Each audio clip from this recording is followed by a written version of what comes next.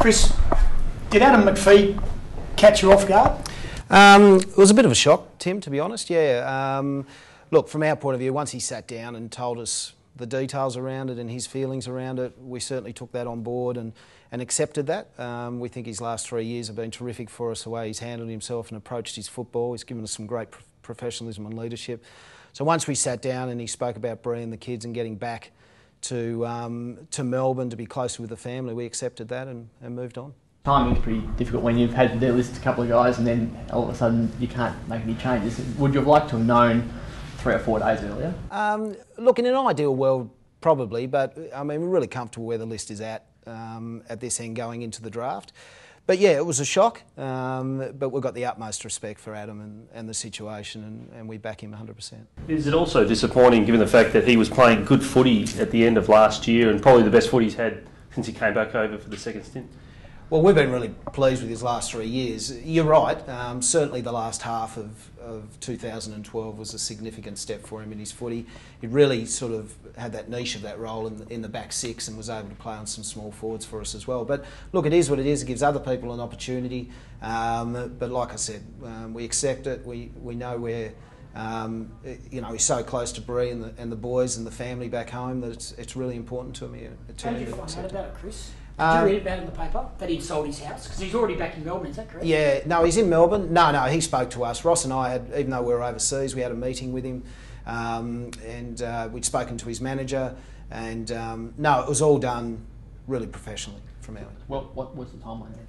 When did that meeting happen? When did you know that it was? There was some discussions had obviously with Brad Lloyd while we were away, and then Adam came into our Melbourne office, hooked up with a telephone call with Ross and myself, and we spoke for a fair bit of time. And look, Ross and him have got a great relationship, so it was something that they were really keen to work through and talk through as well. But no, from our end, no, it was all up front.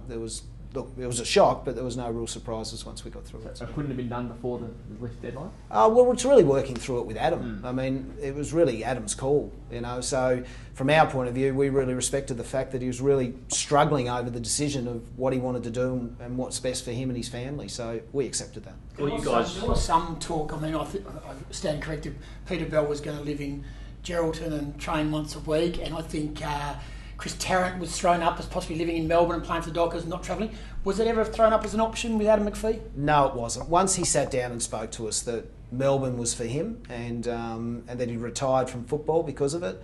And I think it was really important for Adam to get his head around that, the fact that he wasn't going to play football again and as you said, coming off a pretty solid last half or last year as well. So look, once he'd sat down and spoken about that and was really clear, especially to Ross, the senior coach, I think we all just said, okay, let's move on. So you didn't try and talk him out of it at all? Or? Oh, look, we obviously did in a way, but really we listened first. We really listened to what he wanted and we've got a great deal of respect for him. I mean, off field he's been outstanding for this club, as well as on field. And, he's really set the scene for preparation and training, so that was really important to us, especially with a young group coming through. But like I said, once he sat down and spoke about his circumstances, we accepted it 100% and we support him. Did he sign a contract a month ago?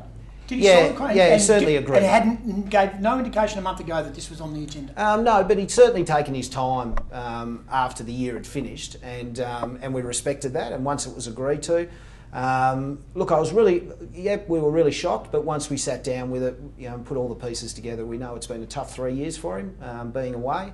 So it did make sense, but yeah, in an ideal world, he'd be running out for us next year. What about Jack? Yeah, look, Jack, we've come to an agreement with Jack. We think it's really healthy for Jack and for the football club as well. Jack's really happy. He's in a really good place. In saying that, he's really tried really hard, Jack, and he's fitted in really well. I know. He's played some games and gone in and out of the team a couple of times, but we think it's in the best interest for Jack, and so does he, that he keeps moving on. Why hasn't it worked? What went wrong for him? Well, look, it certainly hasn't been through effort of Jack. He's trained really hard, he's played really hard, but what happens is, the situation that we had is, especially this year, I think our injury rate was a lot better this year. It was harder for him to get into the team. There were certainly some frustrations, but look, we respect the way that he handled himself throughout, and look, he's welcome back at any time, and he'll certainly, when he comes back to Perth, come in and say good day and go from there. West Coast have similar. They had Tom Swift, who seemed to cop the brunt of his own supporters. Jack Anthony clearly was the player at Fremantle that your own fans struggled with. Yep. Did you think that was unfair? I thought it was unfair, but you're right. That certainly happened at times. But look, it is what it is, and Jack never complained about that either. We had discussions about Jack, and we had discussions with Jack about that and how it affected him, and certainly with his time over here. But Jack accepted that.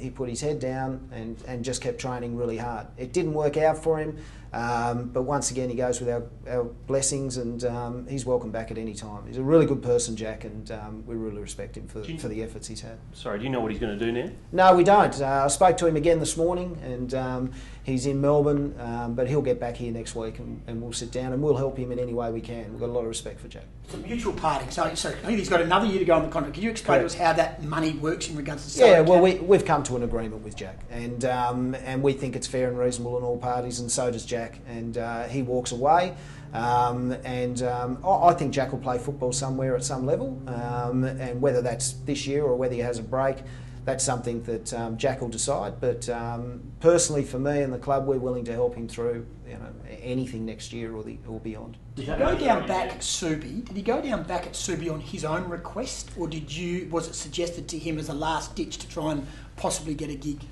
Yeah, no, it wasn't his own request, because the year before he sort of played a little bit back towards the end of the year.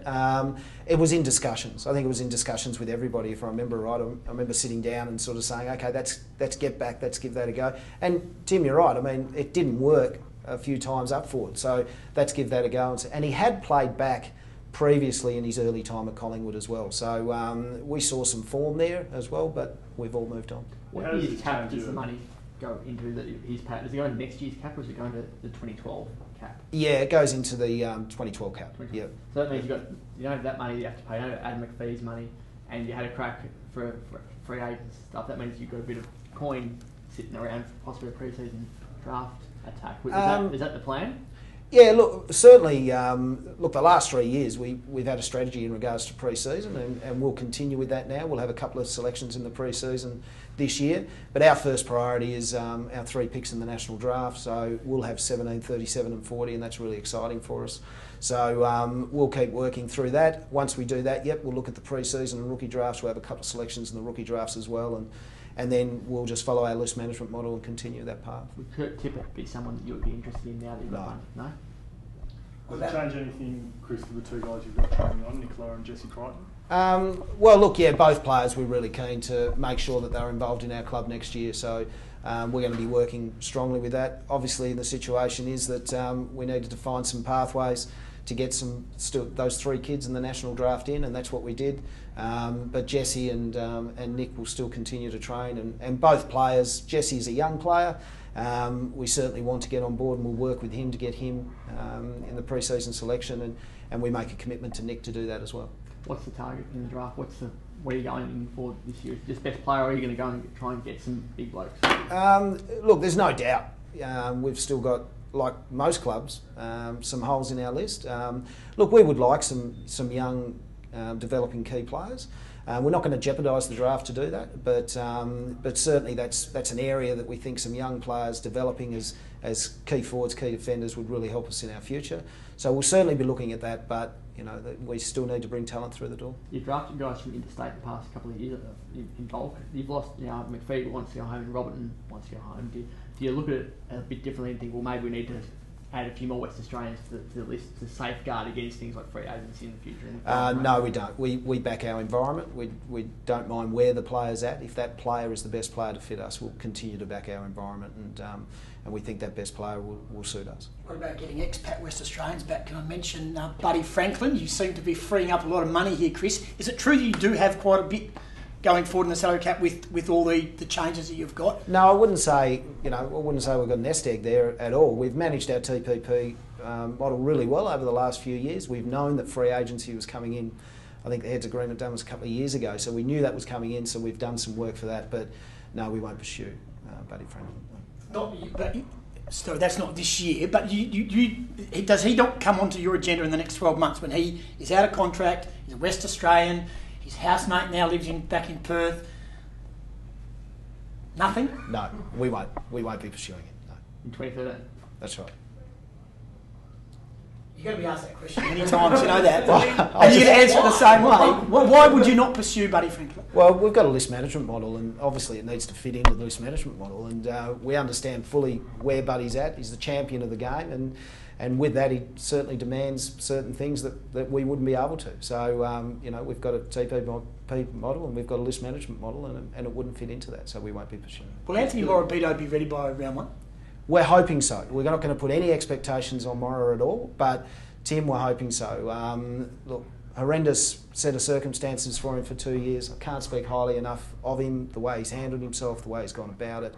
Our hope is that he will be, but no pressure on him at all. Just watching Brett Kirk out there running laps, is there a chance that he could put himself in the draft? Because he looks fitter than most blokes going around. He looks fit, he looks fit, but I think once he's stepped up the pace, he might struggle a little bit. But he's fitted in really well. He's a terrific person, and he's going to be great for our young group. Yep. Thanks, mate. Thanks, guys.